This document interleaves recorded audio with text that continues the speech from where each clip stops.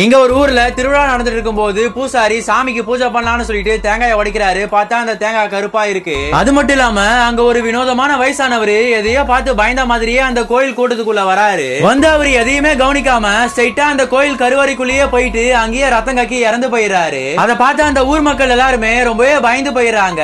அதனால அந்த கோயிலுடைய பூசாரி என்னமோ தப்பா நடக்க போகுதுன்னு சொல்லிட்டு திருவிழா முடிகிற வரைக்கும் யாருமே இந்த ஊரோட எல்லையை விட்டு வெளியே போகாதீங்க, மீறி யாராவது வெளியே போனீங்கன்னா அது ஒரு மிகப்பெரிய அபசகுணமா இருக்கும்னு சொல்லிட்டு சொல்றாரு. இவர் இவ்வளவு சொல்லியும் அன்னைக்கு நைட்டே ஒரு பொண்ணு அந்த ஊருடைய எல்லையை தாண்டி அவனுடைய லவரை பாக்கிறதுக்காக போறா. இப்ப இவங்க ரெண்டு பேருமே ஒரு ரயில்வே ஸ்டேஷன்ல பேசிட்டு இருக்கும் போது ஒரு ட்ரெயின் வேகமா வந்து அந்த பையன் மேலேயே மோதி அந்த பையன் அங்கேயே இறந்து போயிடுறான். இத பார்த்த அந்த பொண்ணும் பயங்கர ஷாக்ல ஒரு காட்டுக்குள்ள இருக்கிற ஒரு தேன் கூட்டிலேயே அந்த பொண்ணுடைய தலையை விட்டுறா. அந்த தேனீக்களுமே இப்ப அந்த பொண்ணுடைய தலையை அப்படியே கடிக்க ஆரம்பிக்குது. அப்ப அந்த வழியா வந்த ஒரு பால்காரரு இந்த பொண்ணுக்கு ஹெல்ப் பண்ணலாம்னு சொல்லிட்டு கிட்ட வந்து பாக்குறாரு. ஆனா அவரு அங்க இருந்து வரதுக்குள்ளேயே அந்த பொண்ணு இறந்து போயிடுறா. அதுக்கப்புறமா ஒரு அம்மாவும் பையனும் வீட்டுக்கு வெளியே உட்கார்ந்துட்டு இருக்கும் போது காட்டுக்குள்ள இருந்து ஏதோ சத்தம் கேட்கற மாதிரி இருக்கும். இவங்களும் என்னன்னு சொல்லிட்டு போய் பாக்குறாங்க.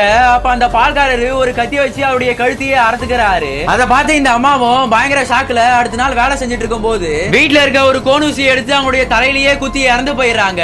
ஆக்சுவலா இந்த ஊர்ல என்ன நடக்குதுன்னா, ஒருத்தவங்க இறந்து போயிட்டாங்கன்னா அவங்க பாடியை யாரு ஃபர்ஸ்ட் பாக்குறாங்களோ அவங்க தான் அடுத்து இறந்து போவாங்க. இதே மாதிரி அந்த ஊர்ல ஒருத்தர் ஒருத்தரா இறந்து போயிட்டே இருக்காங்க.